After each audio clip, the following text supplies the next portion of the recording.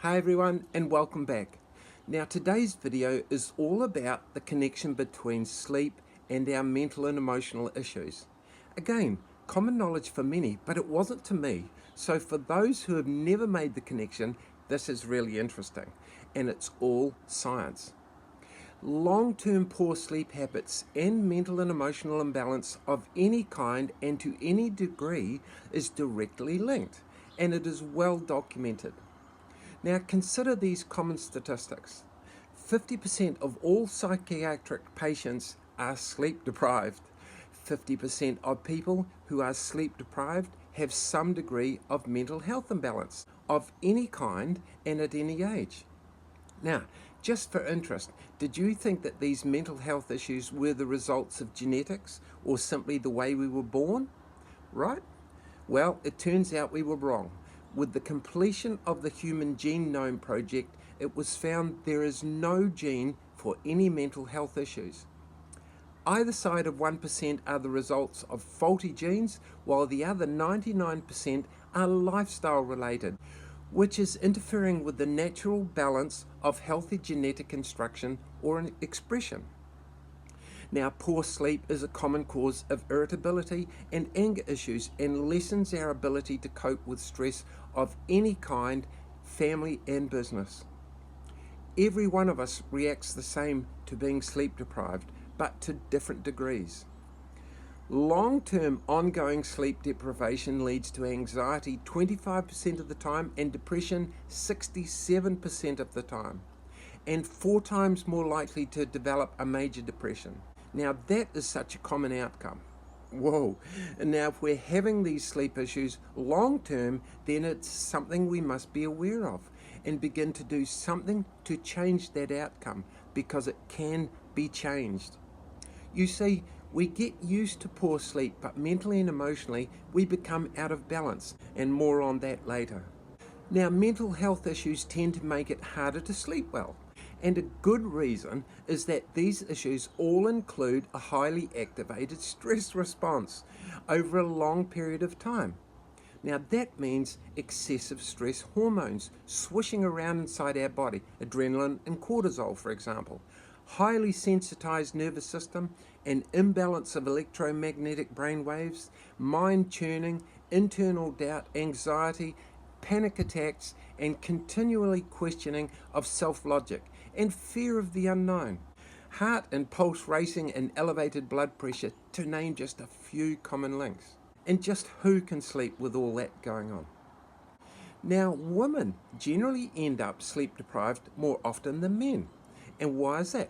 Well, women are genetically designed to put the welfare of their family and friends first, and themselves and good sleep habits last. And it's actually got a name. It's called caregiver syndrome. Who would have guessed?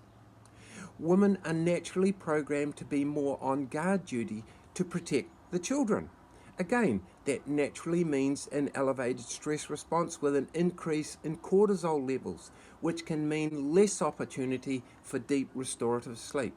So, the science says poor sleep, which includes simply not getting enough quality sleep over a long period of time, can be a huge contributing factor to the initiation and worsening of our mental health balance, our autoimmune issues and many common health issues, our work productivity, creativity and problem solving, relationships, fertility, money-making ability, everything. Having said that, but the cause of poor sleep and mental health issues can be complex, affected by a multitude of factors. But having said that, there is plenty of research showing that by proactively and gradually improving our sleep habits, and gradual is the key, as it doesn't happen overnight, means our general health and mental well-being moves more into the direction of how us humans are meant to function. Now, remember we said brain activity during sleep has huge effects on emotional and mental stability. Why? Well, remember we talked about the rapid eye movement sleep stage being crucial to allow our brain to process all of the day's emotional information? Well, it turns out that a lack of sleep is especially harmful to the nightly process of consolidation of positive emotional information, not just repackaging and filing away the negative events of the day. Now that means if we are not including all the positive information that happens in our life every day, because of the rapid eye movement sleep stage, which happens only when we're asleep, our brain can be overloaded and out of balance because of all the negative stuff, which is automatically being stored in our amygdala as a priority, because that negative information is potentially a threat. And that makes sleep even more difficult to achieve, because those thoughts and the lack of sleep tells our ancient reptilian brain that there must be a potential threat running around, or we wouldn't be having those thoughts, which triggers our stress response to keep us awake, on guard to find the threat. And that's how we can end up in a permanent state of seeing a negative world around us, which so often is not true, through sleep-deprived eyes. Now, does that mean that someone's mental and emotional issues are caused by a serious lack of sleep? Well, for some maybe, and for others maybe not. But for the bulk of us humans, it is a great place to start, as the sleep is one of the 10 different sciences involved in human mental health. That was an interesting discovery. Food for thought, I hope. Nice job, everyone. We got there again. Now, in the next video, I'll introduce you to the sleep plan. Okay, catch you later. Bye-bye.